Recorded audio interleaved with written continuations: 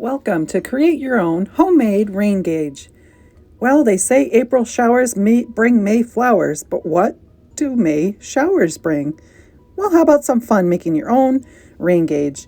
First, use a tall water bottle type product, scissors, a ruler, and Sharpie marker.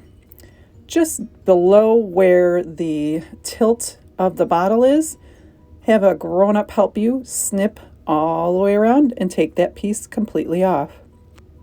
Next, of course, you'll need to take the top of the water bottle off and put that aside. Take and invert the top so it's inside of itself. Carefully flush to the bottom, line up a ruler, and make sure you start with 0 down at the bottom, of course, and mark off. I decided to do 1-inch increments. Perfect. Sometimes it lines up in the grooves and other times it doesn't. I then went ahead and numbered my inches going up.